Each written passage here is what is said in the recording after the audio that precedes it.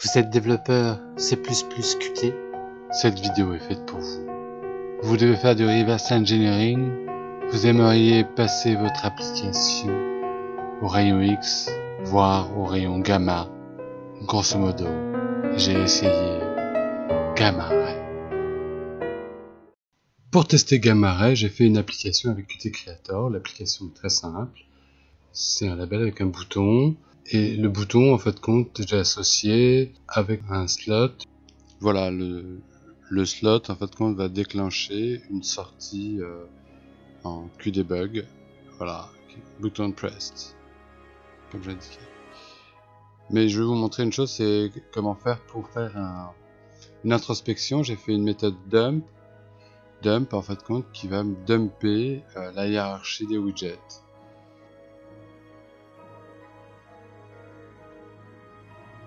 Voilà, là on a en sortie sur la console l'ensemble de la hiérarchie des widgets. C'est intéressant, surtout quand on va introspecter un code qu'on ne connaît pas.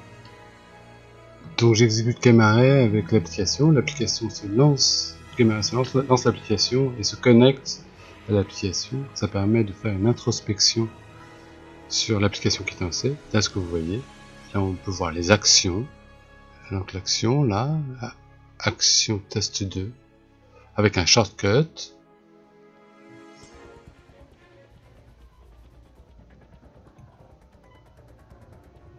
On peut voir les messages. Par exemple ici j'appuie sur le bouton et hop, là je vois apparaître le message. Ce qui est vachement intéressant, c'est qu'il peut être filtré. On peut filtrer suivant les catégories, si c'est en QDebug, en QWarning. On peut voir des choses comme ça. Une chose, c'est qu'on peut voir aussi l'ensemble des QObjects qui ont été alloués. Ceci est vraiment très intéressant parce que nous avons, vous voyez, ici il y a ici nous avons la main window et nous avons l'ensemble des hiérarchies de la main window, la statue bar, le menu bar, la central widget, la QAction aussi. Donc nous avons toute la hiérarchie. Et par exemple, si je clique sur le push button,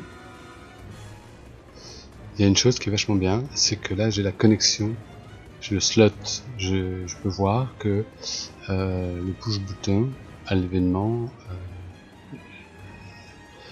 pressed, il a été connecté au slot button press. Ça c'est très intéressant si on veut faire de l'introspection et on ne connaît pas forcément les choses. On regarde, ok. Là, ici effectivement, ça reflète ce qu'il y a dans le code. Une chose intéressante, c'est que là, je peux aussi modifier dynamiquement les valeurs de certaines propriétés. Par exemple, sur le label,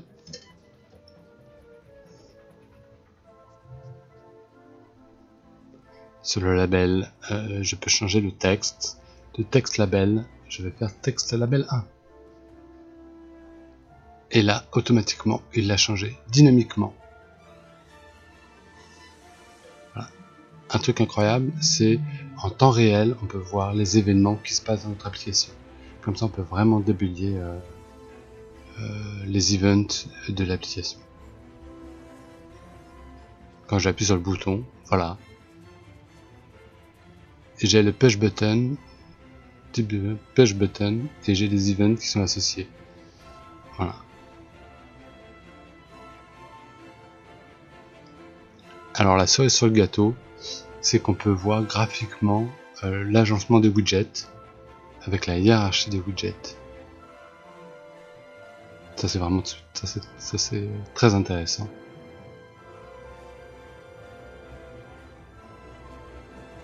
Et en cliquant sur l'interface, on a directement le widget.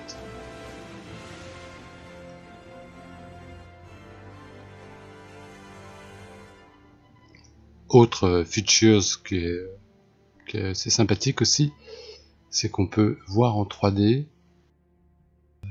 la hiérarchie, visualiser la hiérarchie des widgets. Là c'est tout plat. Avec la molette, hop, on voit la hiérarchie comme ça qui se déplie.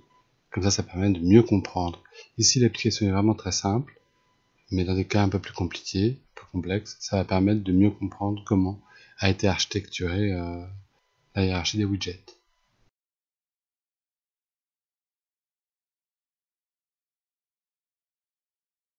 Vous pouvez faire une introspection sur d'autres binaires, du moment qu'ils ont été compilés avec Qt. Je vais prendre pour exemple deux logiciels, Olive Editor et une librairie de requêtage SQL asynchrone. Voilà, là j'envoie Gamma Ray et Live Editor. Là j'ai l'ensemble des actions avec tous les raccourcis clavier. Ça peut être intéressant pour à titre de documentation. Là ça c'est une application quand même qui est beaucoup plus importante de l'exemple précédent. Ça permet vraiment d'identifier les éléments graphiques avec les objets qui sont dans le code. C'est extrêmement pratique.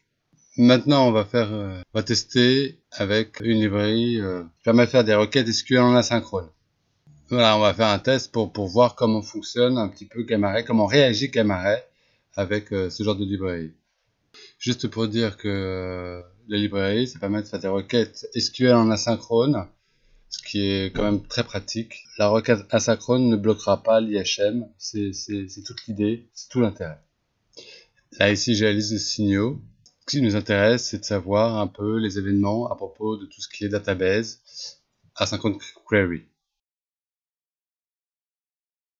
Alors là on va enabler un délai de 500 millisecondes entre chacune. Ok.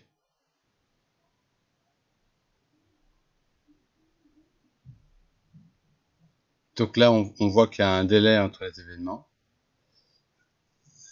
Maintenant, je l'enlève et j'exécute.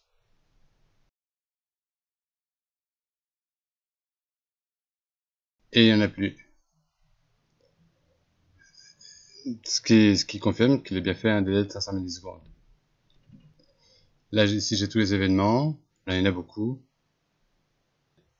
Ici, j'ai les modèles. Et donc, je peux introspecter aussi de savoir ce que j'ai reçu. Qu'est-ce qui s'est passé. Et ça, c'est intéressant. Ça, c'est les résultats que j'ai reçus. On peut aussi faire l'introspection. Alors, on peut aussi voir sur les objets. À propos de database, je vois que j'ai un singleton et j'ai toutes les propriétés. Donc, grosso modo, ce qui est vachement intéressant, c'est qu'en fait, comme j'ai pas besoin de faire un QDebug avec l'ensemble des valeurs qui est dedans, je peux le voir dynamiquement et je peux voir l'ensemble des choses. C'est très puissant à ce niveau-là. Toujours à propos des widgets, on a l'interface, on peut avoir un picker qui nous dit directement ce que c'est. Ça, c'est vraiment très pratique. Il nous montre directement qu'est-ce qui...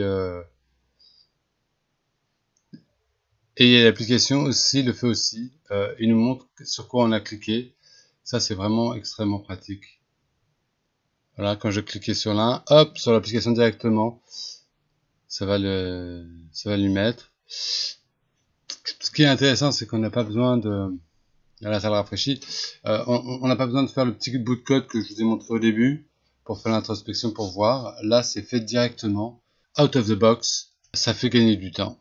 En conclusion, je dirais que Gamma Ray est un outil très puissant pour les gens qui font du C++ avec la librairie Qt. J'aimerais bien avoir la même chose, mais avec du Python. Ça serait vraiment génial. Pour finir, je dirais que ça peut vous aider dans votre développement, debugging, et surtout quand vous récupérez une application qui a été faite en Qt, pour pouvoir avoir la big image de comment ça marche, de comment sont structurés les widgets, des slots, des timers, des model view, voilà.